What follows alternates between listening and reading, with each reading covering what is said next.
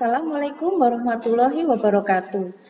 Dan di video kali ini kita akan mulai mempelajari tentang normalisasi. Nah, kita perlu tahu dulu ya apa sih normalisasi itu.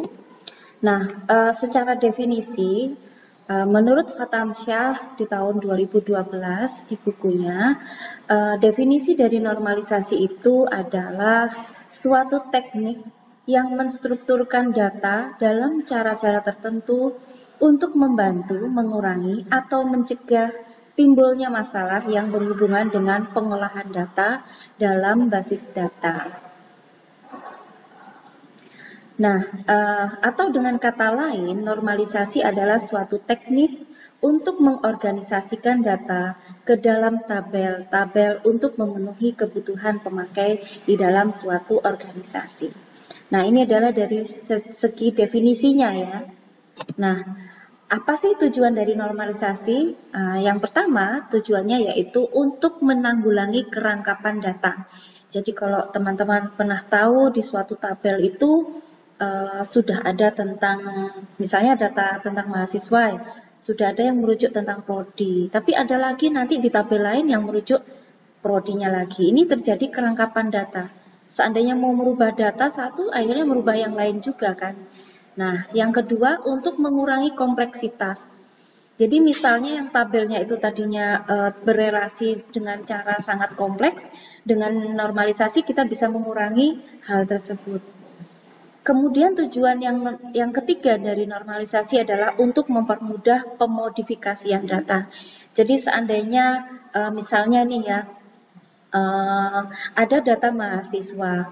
Kalau dahulu kita tidak memasukkan data, menambahkan data misalnya core gitu ya, atau konsentrasi misalnya gitu ya, mau menambahkan itu gitu.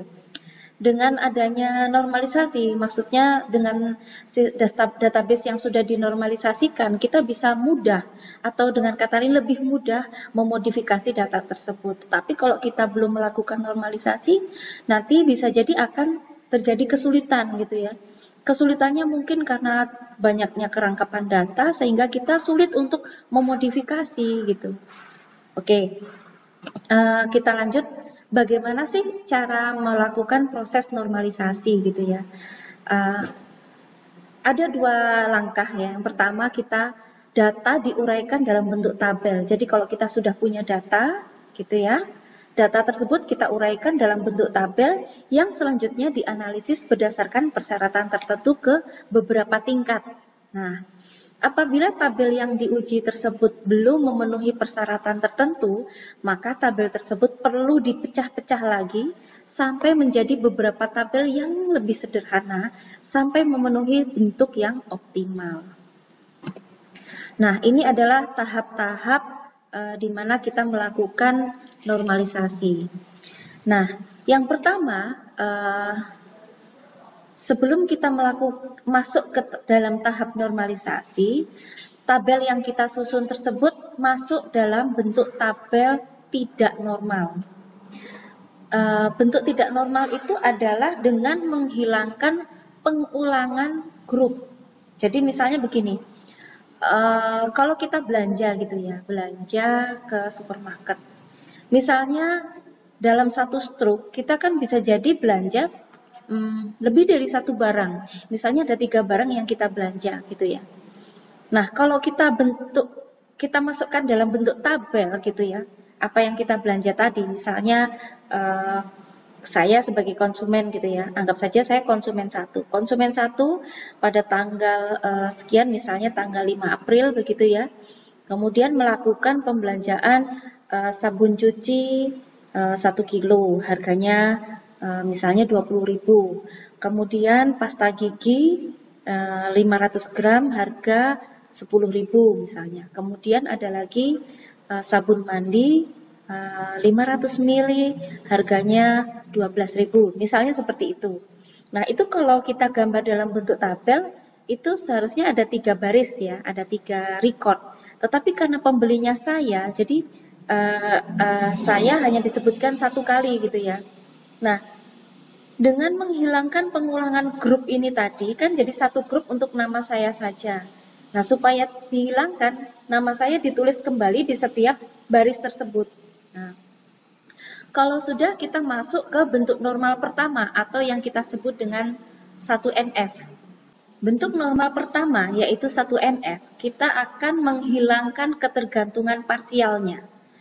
Jadi nanti kita lihat dulu setiap kolom gitu ya di dalam satu tabel ketergantungan parsialnya yang seperti apa gitu ya.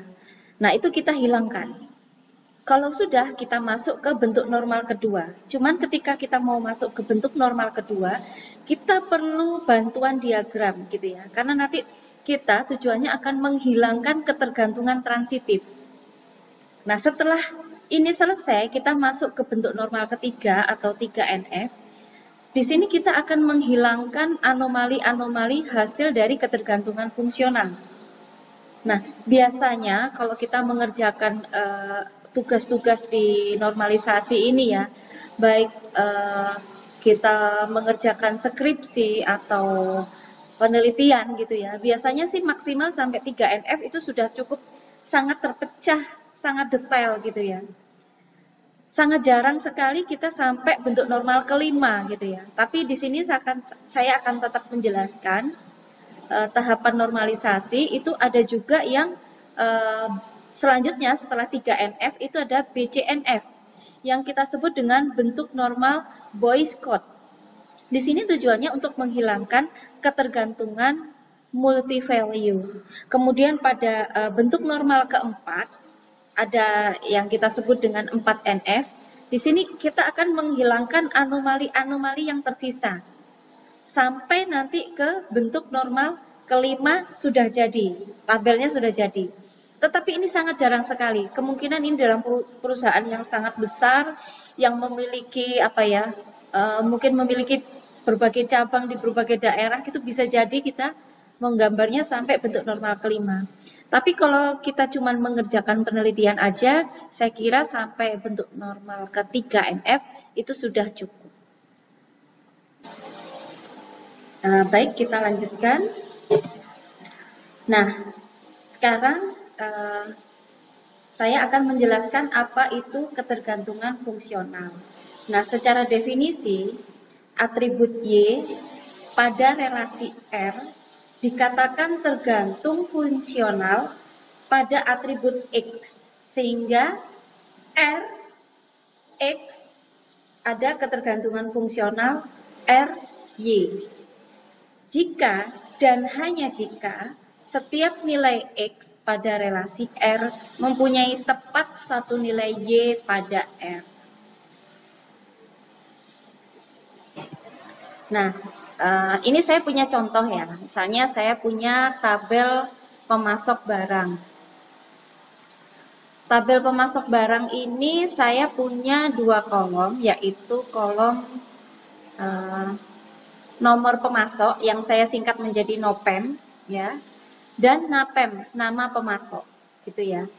Nah, misalnya saya mempunyai 3 record di sini ya. Ada record pertama dengan NOPEM P01 miliknya Baharu, kemudian P02 miliknya Sinar, dan P03 miliknya Harapan gitu ya. Nah, bagaimana ketergantungan fungsional dari tabel ini gitu ya. Jadi ketergantungan fungsionalnya adalah NOPEM ada ketergantungan fungsional terhadap NAPEM. Jadi supaya kita tahu P01 itu siapa sih namanya? Oh, Baharu. Atau sebaliknya, Baharu itu kodenya apa? P01. Jadi di sini ada ketergantungan fungsional antara dua kolom ini. Seperti itu ya. Nah, ada lagi ketergantungan fungsional penuh. Kalau tadi adalah ketergantungan fungsional, nah kali ini adalah ketergantungan fungsional penuh.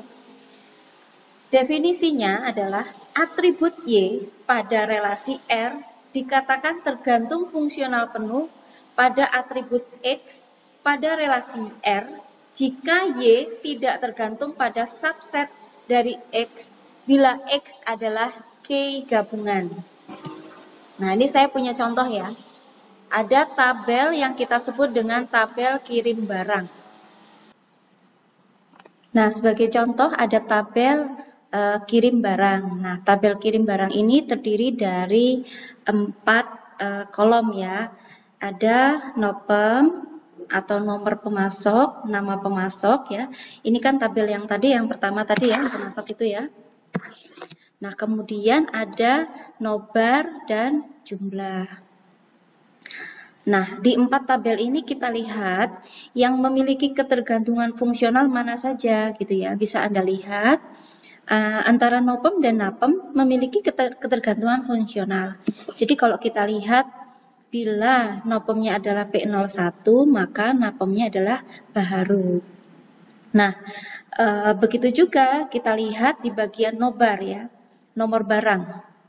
Jika nomor barangnya misalnya B01 dengan NOPEM P01, maka jumlah yang dipasok adalah sebanyak 1000.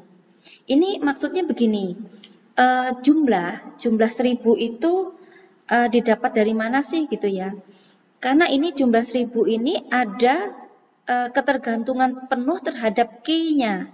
Jadi K-nya apa yang dia menjadi ketergantungan penuh terhadap K yang mana gitu ya. Di sini bisa Anda lihat jika NOPEM-nya P01, maksudnya baharu ya. Di sini ini ceritanya baharu ini memasuk barang 3 jenis gitu ya. Bisa Anda lihat di baris pertama, kedua dan ketiga itu kan baharu semua yang melakukan pemasokan gitu ya. Sedangkan barang yang dipasok ada 3 jenis. Di sini ada nobarnya, ada B01, B02, dan B03. Jadi ada 3 barang. 3 barang ini jumlahnya berbeda-beda masing-masing. Nah, untuk barang B01 dengan jumlah 1000 ini ketergantungan terhadap K apalagi selain K nobar. Ternyata ketergantungan terhadap NOPEM. Jadi NOPEM P01, nobar B01 maka jumlahnya 1000.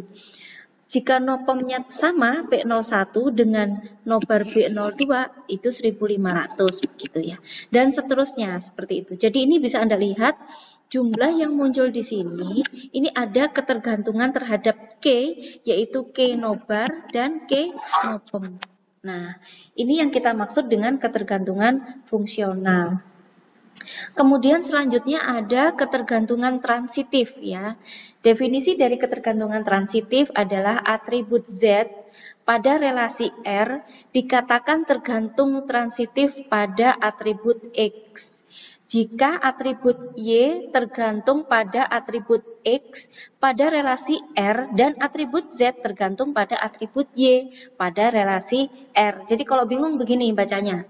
Ada ketergantungan fungsional dulu ya antara X ke Y. Misalnya ini kode apa namanya apa. Ini juga kode apa namanya apa gitu ya. Jadi ada 2 ketergantungan fungsional yang kita lihat. Ini X ke Y, ternyata Y ke Z gitu loh. Jadi seperti apa ya, estafet ya, dari X ke Y ke Z. Jadi akhirnya dengan kata lain bisa dikatakan X langsung ke Z. Ketergantungan transitifnya begitu. Ini memang ketergantungannya nggak langsung, tetapi transitif melalui Y. Kita lihat contohnya ya. Saya punya tabel ini nih, ada 5 kolom ya, ada NOPEM, kode kota, nobar, dan jumlah gitu ya. Kita lihat ketergantungan transitif. Yang pertama, antara NOPEM dan kode kota. Jadi kalau NOPEM-nya itu P01 maka dia dari kode kota 1. Kalau P02 dari kode kota 3 dan P03 dari kode kota 2 gitu ya. Nah, kita lihat lagi ketergantungan fungsional yang kedua, ada kode kota ke kota. Jadi kalau kode kotanya 1 maka kotanya Jakarta. Kalau 2 Surabaya, kalau 3 Bandung gitu ya.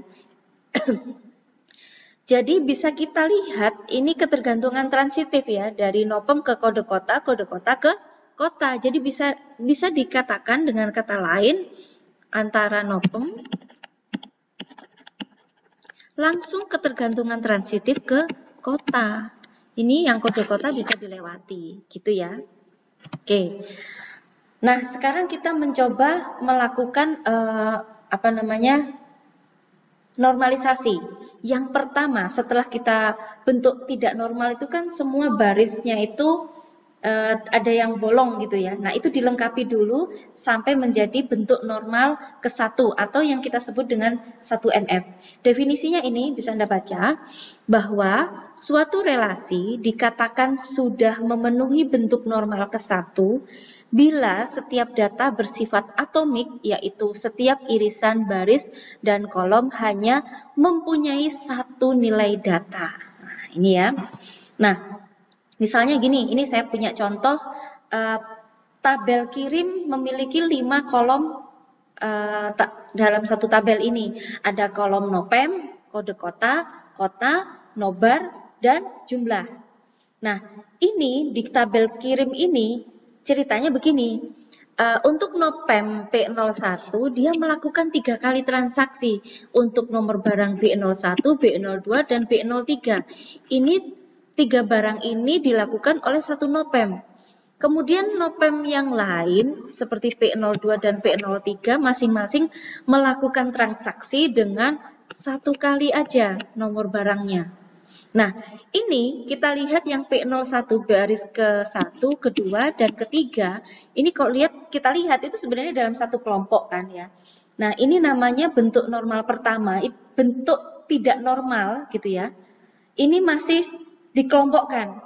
Nah, bentuk normal pertama jangan dikelompokkan. Kita buat seperti ini. Jadi baris kedua kita tulis ulang dan baris ketiga juga kita tulis ulang bagian yang sama tadi. P01 1 Jakarta. Jadi bisa Anda lihat ya di sini ya. Di sini masih kosong, masih belum ada isinya. Nah, itu bentuk tidak normal. Ketika kita masuk ke bentuk normal pertama atau 1NF, ini kita tulis kembali saja. Jadi sampai terlihat dalam satu tabel ini memiliki setiap record masing-masing, begitu ya. Itu bentuk normal pertama. Nah, bagaimana selanjutnya ketika kita mau masuk ke langkah yang selanjutnya, bentuk normal kedua atau 2NF. Dari sini diapain? Nah, sebelum kita masuk ke bentuk normal kedua, kita gambar dulu diagram ketergantungan fungsionalnya. Cara gambarnya begini, kita lihat ya. Tadi kan kita sudah tahu bentuk ketergantungan transitifnya itu adalah jumlah. Itu didapat dari ketergantungan transitif antara norbar sama nopem, ya kan? Ketergantungan fungsional penuh maksud saya ya. Ketergantungan fungsional penuh dari jumlah ini kita dapat dari nopem dan nobar. Nah, jumlah kita tulis dulu. Di sini kita tulis jumlah. Loh, jumlah ini kita dapat dari mana? Ketergantungan penuhnya dari mana? Ini loh, dari nopem sama nobar. Oke, kita tulis nopem dan nobar di samping sini. Dan ini nopem dan nobar bisa menghasilkan jumlah. Selanjutnya kita lihat lagi. Kode kota ke kota. Kode kotanya 1, kotanya Jakarta gitu ya. Berarti kode kota ke kota. Nah, kita lihat lagi. Oh, kode kota ini ada ketergantungan fungsionalnya terhadap nopem. Nah, ini terhadap nopem. Seperti ini jadinya gambar ketergantungan fungsionalnya. Jadi kalau kita setelah mendapatkan diagram ketergantungan fungsional, kita lihat mana kira-kira yang menjadi tabel terpisah. Ini ya, yang pertama ya. Ini adalah tabel terpisah yang pertama. Nopem, nobar, jumlah. Kita lihat. Kemudian ada tabel yang kedua ini. Nopem dengan kode kota dan kota. Tetapi kota dan kota nanti bisa dipisah lagi. Kita lihat dulu ketergantungan bentuk normal kedua ya atau 2NF. Satu relasi dikatakan sudah memenuhi bentuk normal kedua bila relasi tersebut sudah memenuhi bentuk normal ke-1 dan atribut yang bukan K sudah tergantung penuh terhadap K-nya. Nah, Tadi saya bilang bahwa kota punya ketergantungan transitif terhadap kode kota, lalu kode kota ke nopemnya. Jadi ini kan kalau dilihat nopem ke kode kota ke kota. Ini yang tadi ya, ketergantungan transitif.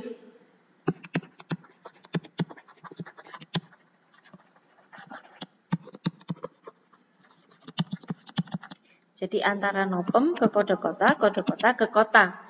Ini bentuk 2NF, saya sudah punya satu tabel yang saya beri nama pemasok 1. Oke. Tabel kedua saya dapat di sini. Ini ya, tabel kedua di sini nih. Yang ini. Nopem kode kota. Ini ya. Saya kasih nama tabel kirim 3. Ini masih di 2MF ya.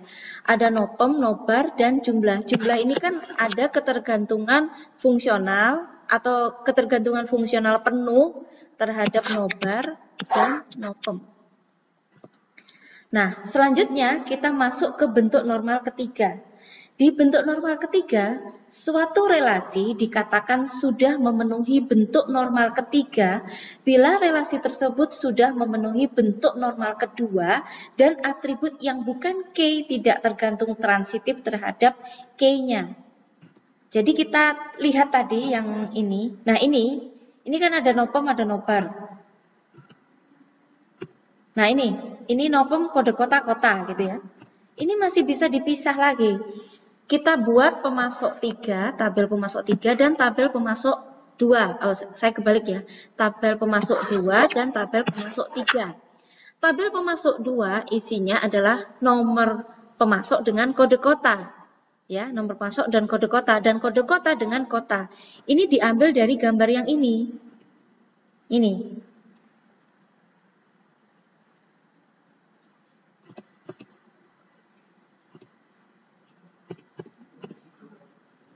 Nah, yang ini. Ya, ini bisa dipecah lagi.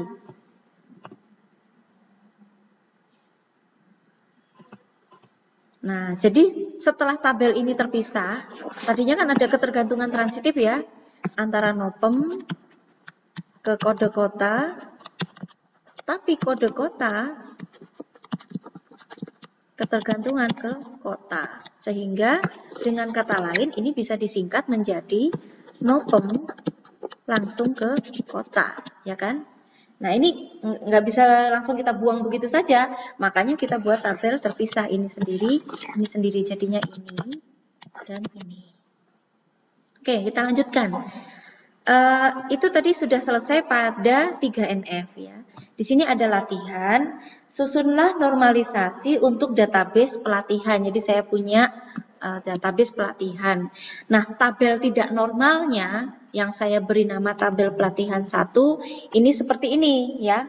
Seperti ini. Jadi saya punya kode peserta KS1 namanya Yudi. Dia mengambil pelatihan 3 jenis pelatihan, yaitu pelatihan database, pelatihan web, dan pelatihan sistem operasi. Hasil evaluasinya masing-masing seperti ini. Nah, ini bisa Anda lihat hasil evaluasi ini adalah ketergantungan fungsional penuh terhadap kode pelatihan dan kode peserta. Ini ya nanti bisa kita tambahkan setiap barisnya supaya kita bisa masuk ke bentuk normal pertama. Oke, silahkan ini dikerjakan. Ini bukan tugas, hanya latihan saja, jadi tidak perlu dikumpulkan. Silahkan latihan saja. Hasil latihannya nanti bisa dikonsultasikan ke saya bila ada kesulitan. Nanti pada pertemuan selanjutnya, minggu depan atau di video selanjutnya, saya akan membahas bagaimana cara mengerjakan latihan ini.